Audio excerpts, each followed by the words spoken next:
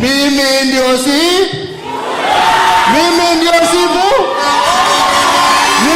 Sifuna.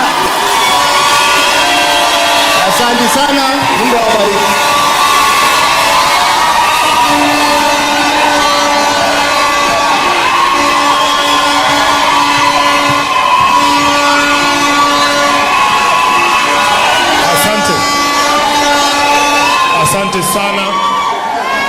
Asante sana kwa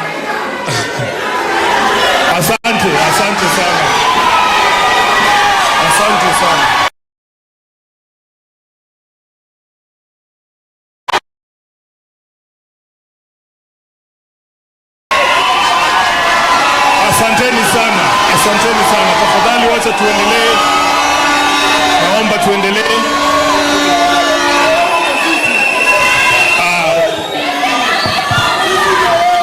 Kwa waumini wote wa kanisa hili la PAG hapa Kivumbini Nakuru, wakiongozwa na bishop wetu Sikukuu na overseer na wengine wote wale officials ambao wako katika kanisa hili, na wasalimu kwa jina la Yesu. Hamjambo?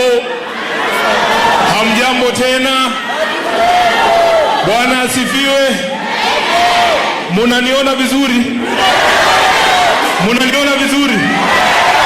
Uko juu munaniona vizuri? Mimi ndio Sifuna. Kwa maombi yenu na kwa mapenzi ya Mwenyezi Mungu, nasimama Nakuru leo tarehe 19 mwezi wa 4 mwaka 2026 nikiwa bado katibu mkuu wa chama cha ODM, seneta wa Nairobi na naibu kiranja wa walio wachache kwenye bunge la Senate. Vile ndugu yangu bado wamewaambia, wanatuchorea, wanatupangia, wanatukujia, lakini Mungu ni nani? Mungu ni nani?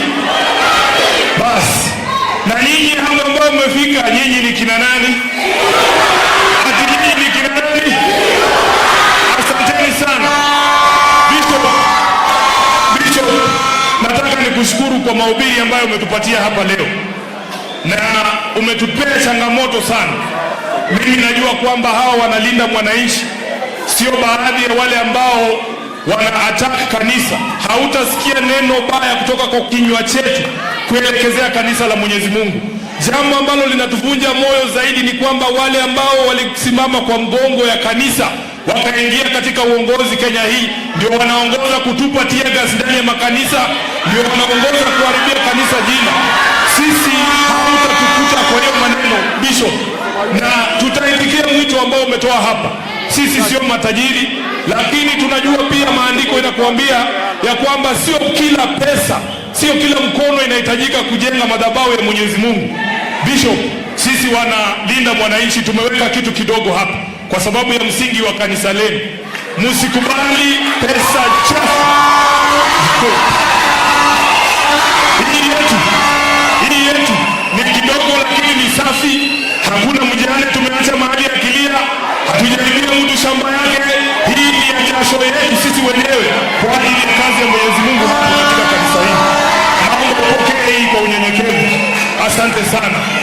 Asante sana Bishop, na tutazidi kutembea na nyinyi hata wakati ambapo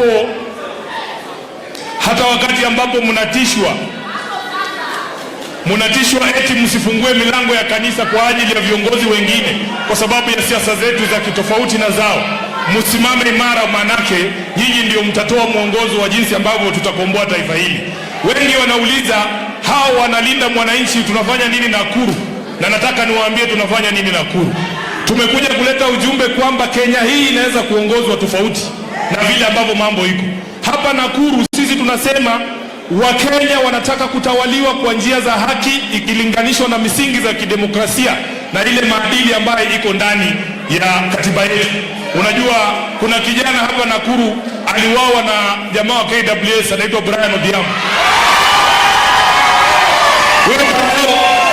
Huyo Brian hata Kasongo akijenga hii barabara ikuwe na gorofa, Brian atatumia hiyo barabara kweli? Brian ataona hiyo barabara? Tunataka tuheshimiwe kwanza, kwa sababu maadili ya kwanza kwenye katiba yetu ni kuheshimu haki za kibinadamu. Hauwezi kututawala na bado unatuua bwana, haiwezekani, haiwezekani. Ukiuliza wazazi wa Brayo, waulize sahi, wanataka hii barabara ya Rironi mpaka Mau Summit iishe ama Brayo arudi hai? Wanachagua gani? Wanachagua Brayo ama barabara?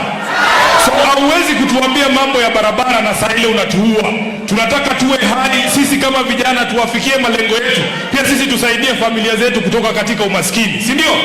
Wangapi wanakubaliana na hiyo? Tunataka Wakenya waishi katika nchi ambayo haina ufisadi. Mimi nilikuwa nafikiria, unajua Bishop, they tell us that there is a fuel pricing formula. Ni uongo mtupu, kumbe it has always been voodoo math. Mtu anaamka tu leo anasema bei ya mafuta itakuwa shilingi, anaongeza shilingi 40 juu yake. Sasa ile mnapiga kelele, anasema warudishie 10 bob. Mukilia kidogo anasema mrudishie 20 bob. Na amechukua 40. Inawezekanaje bwana? So wamekuwa kitudanganya ati kuna formula ya kisayansi ya kuweka bei ya mafuta. Kumbe ni Kasongo anakaa na watu yake anaamua yeye pesa anataka kukua.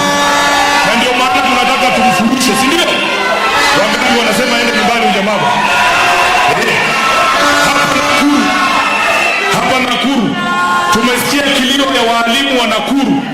Walimu wa Nakuru wakienda hospitali saa hii waliletewa kitu hapo SHA ati ya walimu. Haifanyi, wamewekewa limits.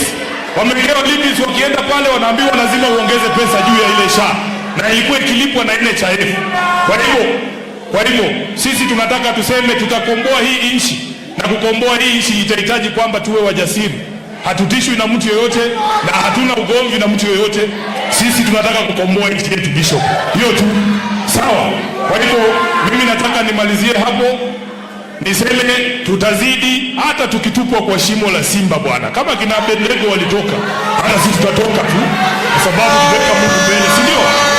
Haya, kwa hayo mengi nataka nimkaribishe kiongozi wetu ambaye ni gavana wa Siaya, Mheshimiwa James Orengo, aje atusalimie.